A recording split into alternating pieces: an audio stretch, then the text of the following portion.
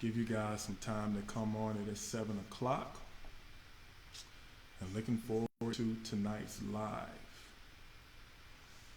Yes, so give people a few minutes to come on and we'll get started. All right, all right, all right. Hope everybody's doing good tonight. Hope everybody's being safe as well. So give people a couple of minutes to come on and we will get started shortly.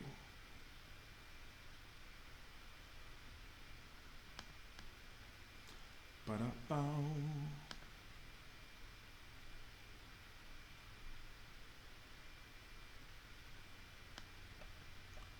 All right, all right.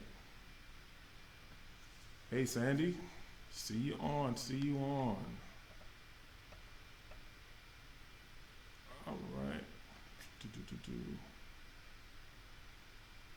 Sandy, can you hear me okay? Is my volume all right?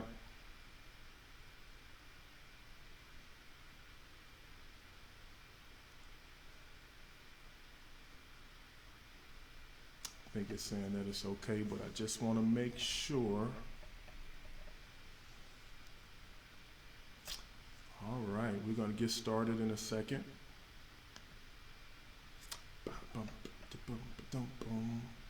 We live tonight. We're live tonight. All right, Alex, thank you. Appreciate it. Appreciate it. We're live tonight. All right, it's 7:02. We're going to give some people a few minutes to come in. Definitely looking forward to tonight's topic. All right.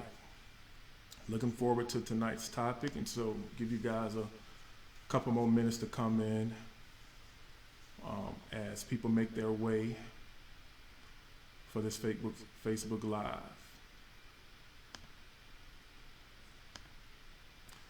Bum, ba-bum, ba-bum.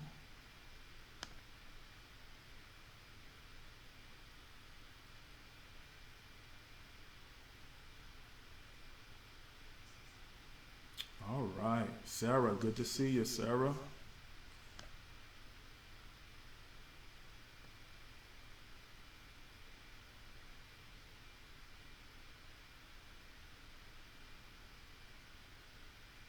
Yes, good to see you, good to see you. All right, people are starting to roll in, so we're going to give one more minute. We're going to get started. One more minute and we're going to get started. Oh, Ben, good to see you, man. Good to see you. All right, we're going to get rolling in a second. One more minute. Just giving some people some time to log on, and then we're going to get started.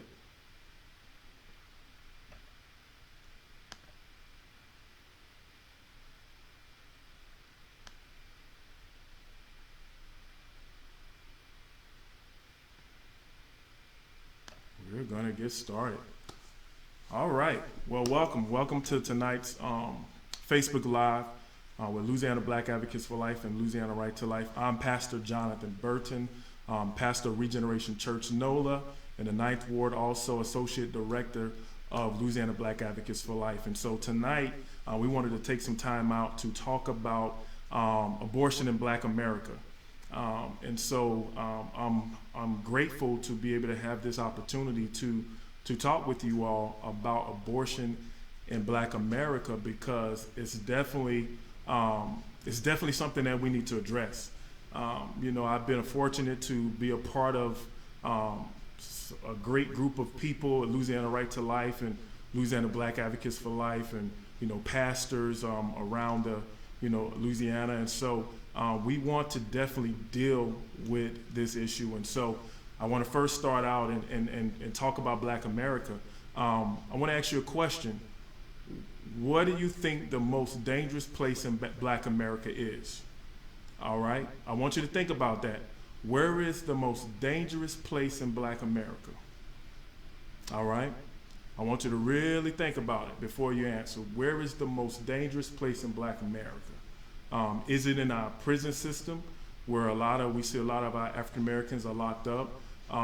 Is it in, drug addiction? Is it in, poverty situations where people are not able to have a quality of life? Is it in the fact that we have crime that is at an all-time high, especially here in New Orleans? But where's the most dangerous place in Black America? I want you to think about it, because I can almost guarantee you that half of the people on this Facebook Live probably would never guess. But the most dangerous place in Black America is the mother's womb. The most dangerous place. And the interesting thing is that the place that should be the most sacred on earth actually is the most dangerous. And so we need to address this. And so when you look at addressing this topic, abortion, in the Black community in Black America, we have to address it in our churches. Because in our churches, especially in the Black community, churches are a pillar of the community. And, we have leaders that are there, that have, served grandmothers, that have served the daughter, and now serving, the granddaughter. So you have like 3 generations where you have the daughter of the daughter, and then the grandma. So, sometimes pastors in the Black community get a chance to serve all 3 generations.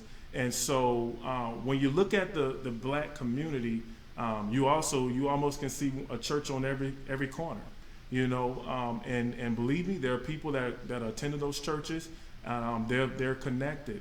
And so if we want to address this issue in the community, I think we got to start with the church. So tonight, this is just my opinion. Tonight we're going to really focus on the church in Black America, and how do we combat this issue of abortion. Since 1973, we've had over 20 million abortions in the Black community. 20 million. 20 million. 20 million. Let that sink in. 20 million since 1973. And when you do the numbers, that means that over 20 million African Americans that would not have been older than 47 years old is not here today. 20 million. No older than 47 years old is not here today. And I pause, because a lot of times we make this a Republican issue, we make it a Democrat issue, we make it a white or Black issue, we make it all these different things. But at the end of the day, it's a heart issue. It's a humanity issue, because we're missing 20 million people that would not be no older than 47 right now in just the Black community. Wow. And so we talk about women's rights. We talk about all of these different things where, again, it becomes political. And I want to talk to you tonight. I want to just talk to you heart to heart. What are we going to do about this? We can continue to fight, and we can continue to argue. We can continue to be divided. And we know the Bible says a house divided can't stand. A house divided can't stand. And so I want to talk about this tonight, because, it's a hot topic in America right now, around the world. And so I want us to focus on 20 million lives that have been lost, that wouldn't be any older than 47. 47 years old today. And out of those 20 million, one of them could have had to cure the cancer. Just one. Just one. Out of those 20 million could have had to cure the cancer.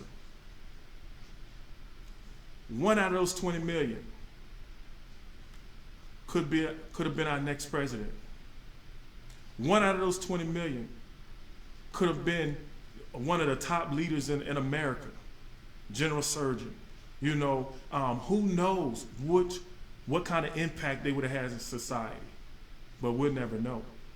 And so I want to talk about this, especially because in the Black community, it's being devastated. And if you would have told me, even when I was in college, that African Americans would not have been the majority minority in this country, I would have laughed, because it would have been preposterous. It would have been like, oh, there's no way that can happen. And so today, Blacks are not the majority minority in this country. And so we have to look at these statistics when it comes down to abortion. 20 million out of the black community gone, perished, not ever to know what they could have become. That's a problem. And so I want you to really think about your position and what we have termed pro-life. Because from a pastoral standpoint, we are pro-life. We are pro-life every Sunday. We preach a pro-life message from a pulpit or from however we have our sanctuary set up.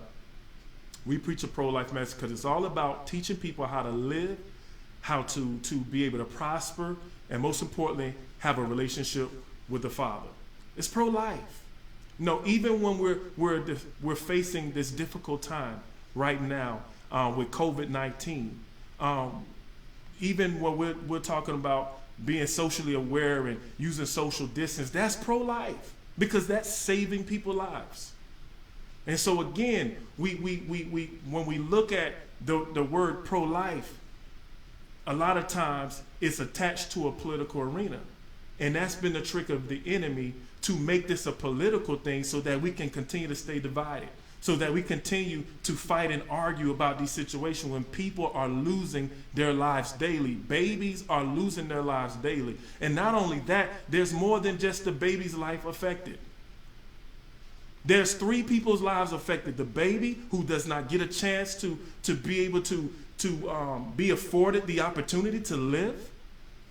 The mother who made the decision that may operate from a place of guilt, and shame for the rest of her life.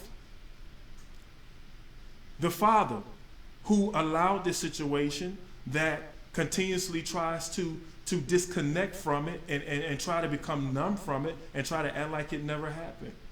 There are 3 lives that are affected. And so we have to look at this. We have to be able to pull back these layers of this situation and be able to get to the root of it, knowing that there's more than one life that has been affected. There's a whole generation being affected by this situation. And if you want to bring in the grandmother and the grandfather, if they found out about it, like, it affects them too, because then they have to think about, man, I didn't get a chance to have any quality time with my grandson or any quality time with my granddaughter. And so I want us to talk about this tonight because we have to address this. We have to do something about this because kids are losing their life daily, every day. There are even abortion clinics that are open today. And our team has been fighting, really trying to, bring awareness to this. But, there's clinics that have been open, that are serving people. And that's a problem. That is a problem. Churches are closed. The bars are closed, and, parks are closed. And, there's all of these things. We're pretty much in this quarantine state. But yet there are clinics that are open. What is this about? Why would they take that risk to spreading this COVID-19? Why? And so we have to do something about that. And so, like I said, our team has been working faithfully and trying to bring awareness to this so that we can see change in that, so we can see people's lives protected. Because this is the thing with this virus, it takes 2 to 14 days for you to show signs, and sometimes people don't show signs at all. And so what happens is, if you become infected with this, you don't know it, and then you see your mother, you see your father, who's been quarantined, who's been following the social distance, laws and regulations, you infect them. And how fair is that? How fair is it to whereas you carrying this virus, don't realize it, and you go in and you infect the elderly? That's pro-life. This is all about pro-life tonight. And so I know the other day, and I know I'm just getting off the topic just for a little bit, but if you guys saw just the other day that there's a guy arrested for putting on a second line. of over 100 people. Like, come on. Like, why? You know, and so I have a couple people on our church team that lived in that area, and they called, and it was like, man, Pastor Jonathan, like, they're having a second line out here. And there were a lot of people showing up. And again, you know, of course, it was uptown, and it was predominantly African American that were out there. And so we want to talk about being pro-life. We want to talk about being pro-life tonight, okay? Because the thing is, we have to protect one another, all right? So I just want to go on that tangent real quick because we're dealing with this right now. The president of New Orleans is being affected by COVID-19 astronomically. And so I just want to throw that little plug in there. Please, y'all, stay home, follow the instructions so that we can make it through this deal. So back to our scheduled talk. But again, let's look at this. So when we look at these abortion, well, a lot of times people want to call them abortion mills. We can go back to, you know, a lady by the name of Margaret Sanger. Okay, a lady by the name of Margaret Sanger. And I know a lot of you guys are familiar with, you know, Margaret Sanger. And just to make a long story short, she is, you know, she's been given I guess the title of being the founder of Planned Parenthood.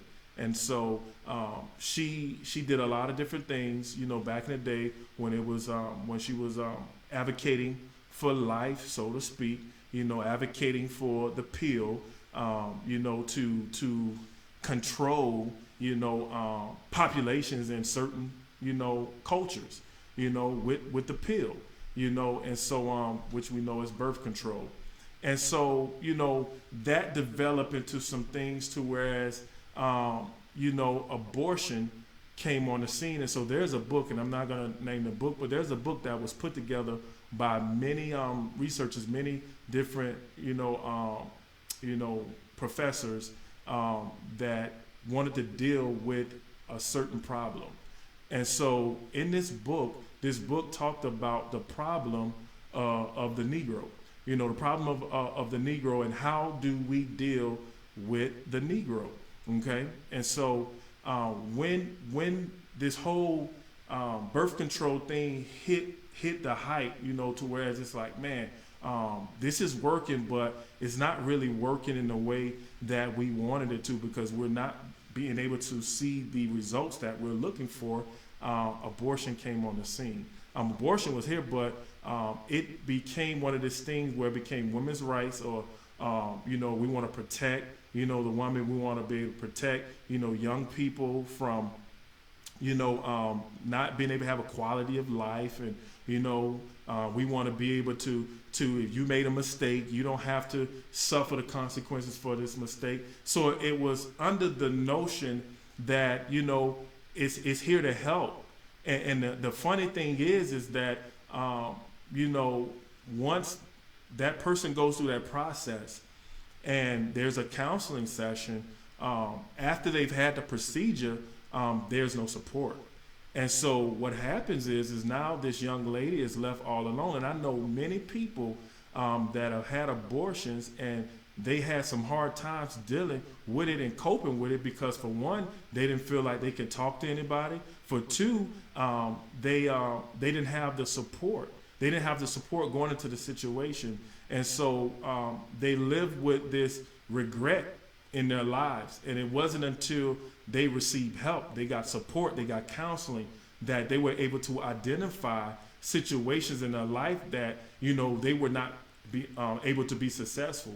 You know, and so, you know, when you look at abortion, it affects so many aspects of our lives. You know, when you look at how it definitely it hinders, you know, population growth. You know, I mean, if you're subtracting, you know, and I was on the Oliver Thomas show, and he phrased this statement where he asked me a question. He said, if you're subtracting from a civilization through mass incarceration, through abortion, through black on black crime, through police brutality, through all of these different avenues, how can you thrive? How can you survive? And so when he posed that question to me on the WBOK show, you know, it's just like, man, like a lot of times we don't look at it this way. We don't look at abortion as it's definitely subtracting from our numbers. It's subtracting from human lives that are given the opportunity to be successful. It's subtracting from a whole entire race that's not given an opportunity to thrive. It's genocide undercover. It really is. And some people might not agree with me on that, but this is my opinion. But it's plain out genocide.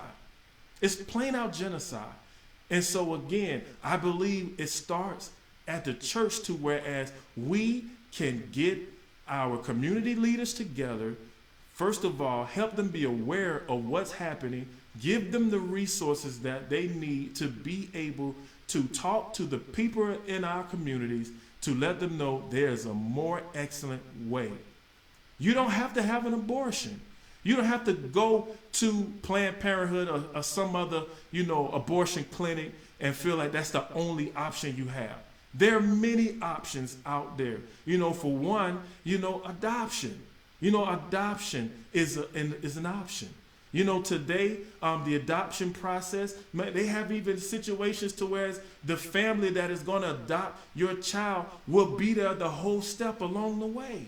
So you get an opportunity to get to know that family and get to, be comfortable. But there are so many other options out there. There are resources available at pregnancy centers and different centers around the world. Here in Louisiana, we have many resources available for women that may feel like, well, I don't have a support system. I don't have the finances, because when I look at the community that I grew up in, I don't want this child to grow up in poverty. I don't want this child to I don't want this child to experience what I've experienced. I don't want this child to have to deal with what I'm dealing with. So I'm going to take this route to where I'm protecting his life or her life.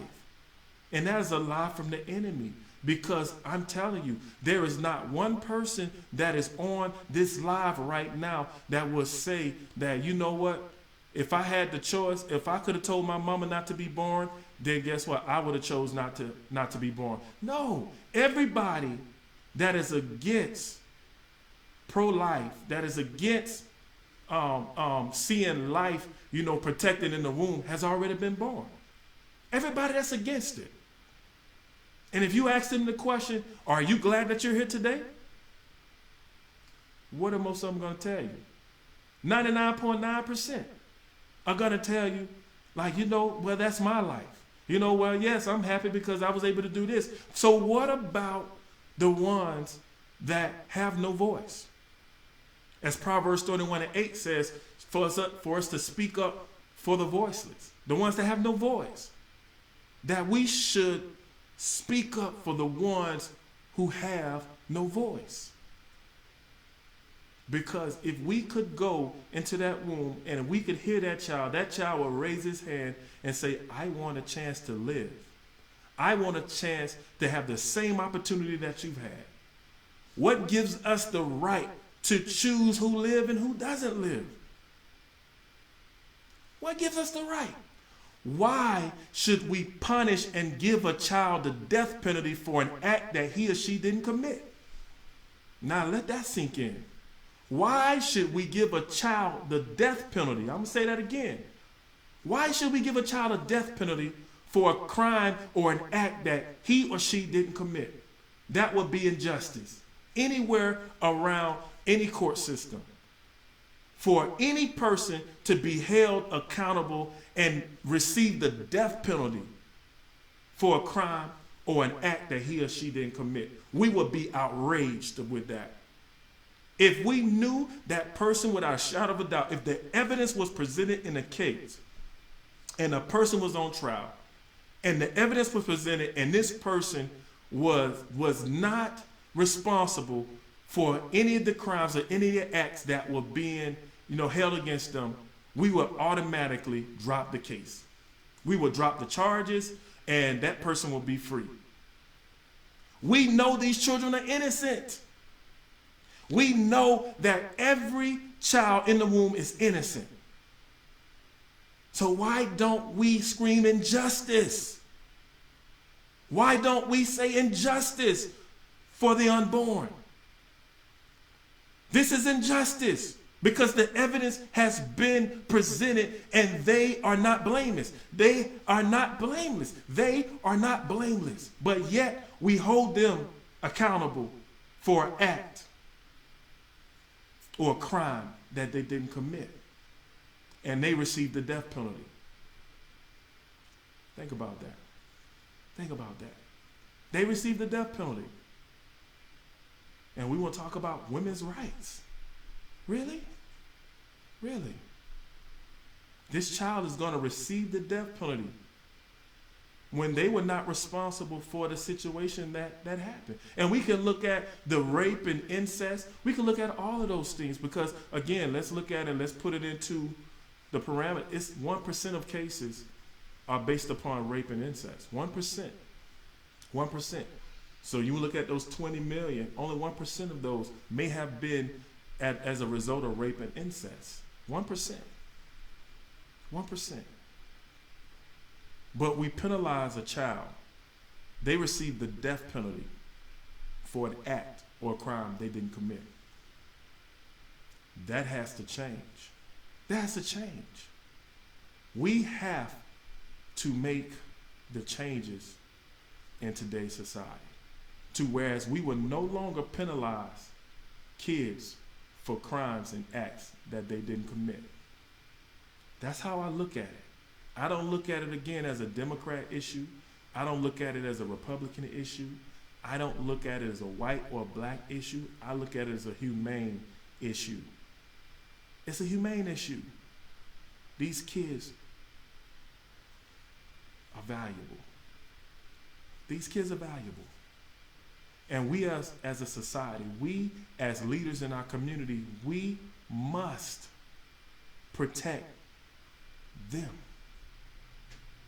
We have to protect them. God has mandated for us to protect them. God hates the shedding of innocent blood. We know these are different scriptures throughout the Bible.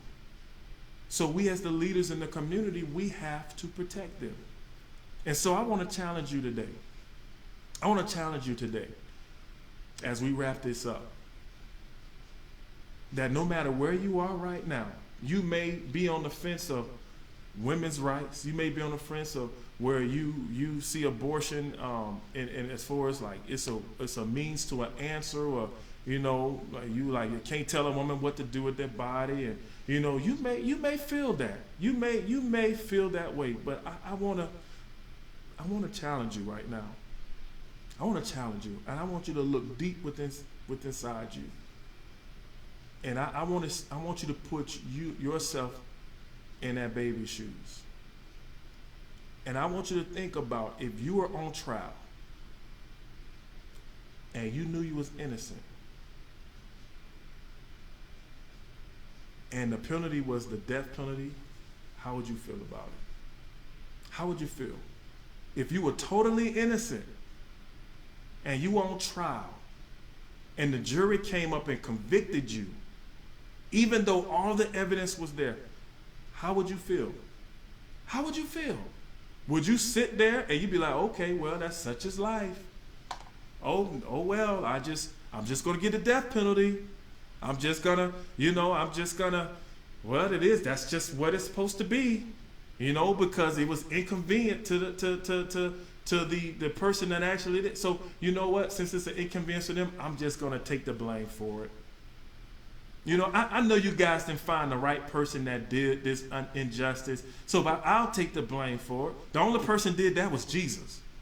And guess what? Even Jesus didn't want to do it, because if we remember in the garden, he said, Father, if this cup could be removed from me, but not my will, your will be done. So even Jesus didn't want to die for people for something he had no wrong for. He didn't want to do it. He knew that's what he had to do. But even then, he was saying, God, if it can be done a different way, please don't let me have to die and have to go this way to save all humanity. Even Jesus himself. Even Jesus himself, y'all. But he said, not my will, your will be done. And that was a situation to where God was using that opportunity to bring man back to him. So that's a whole different situation than when we're sitting here talking about an innocent life that's hanging in the balance. So I encourage each and every one of you out there, don't make this a political issue. Don't make it a white or black issue. It's not neither of those. It's a humane issue. It's a heart issue. And when you come across people that are talking about, you can't tell me what to do with my body, the question that I would ask them, that if it was your body, the statement I would make, if it was your body, how come there's not one set of lungs, there's not one heart, there's not one liver? How if it was your body, if this body was your body, you would have one set of lungs, you have one heart, you have one brain. But clearly, through scientific breakthrough in 4D and 3D imaging, we see that body is a body all by itself. That body has its own brain. It has its own heart. It has its own lungs. The attachment that the mother has to that body is to protect it and to nourish it. That's the connection, is to protect it and nourish it. But other than that, that body has everything that it needs to survive. It's just in the infancy stage, in the beginning, when God is forming, like there's the womb is protection, so that body can form and grow and develop to where it can get to a place and a stage to where it can survive outside of the womb. But that body is already alive. That person, because God even said it, before I formed you in your mother's womb, I knew you. Before I formed you in your mother's womb, I knew you. And so I'm not putting anybody down, but I wanted to just talk about some things tonight. Especially in Black America. If we don't get a handle on this situation, we could look at being a race of extinction. Think about it. Since I was in college, we were the majority minority. Since I've been out of college, we're not the majority minority. And if we do not get a handle on this situation, we could be looking at extinction. And so I challenge you out there. I challenge you today. I want you to really stand. I want you to really stand for life in the womb. Stand for life in the womb. Connect with a pregnancy center. Connect with a resource center. Connect with Louisiana Right to Life. Connect with Louisiana Black Advocates for Life. Connect with us. We want to help you in your communities. We want to help you in your churches. We have resources for you. We have all things. You want to go to our website. Go to Louisiana Black Advocates for Life website. Go to Louisiana Right to Life website. We have so many resources, so many opportunities for you to be connected and involved in this movement. Because again, it's not a political issue. It's a heart issue. So I love you. If you guys have any questions, you can leave them on the side. But again, you guys, appreciate you. Appreciate you standing for life. Appreciate everything that you're doing. But we're here. We're here. We're fighting. Even under this quarantine situation, our team is working hard. We have a great director, Ben Clapper, who God has anointed for such a time as this. He's done great things in this state, and in this nation. And so, Ben, we appreciate you for all that you do. We have a great team. Our team, we have the dream team, I have to say. We have a dream team, and so I believe God has put us together so that we can make the impact that his heart desires. His heart desires that none shall perish. And so I encourage you today, get involved with us. Get involved with the pregnancy center. Volunteer, give your time. And I guarantee you, we can come together and we can speak God's heart. We can communicate his heart. We will see the change that we want to see, not just in Black America, but in America and the world in general. I love you. This is Pastor Jonathan from Regeneration Church NOLA. God bless you. Have a great evening. Bye-bye.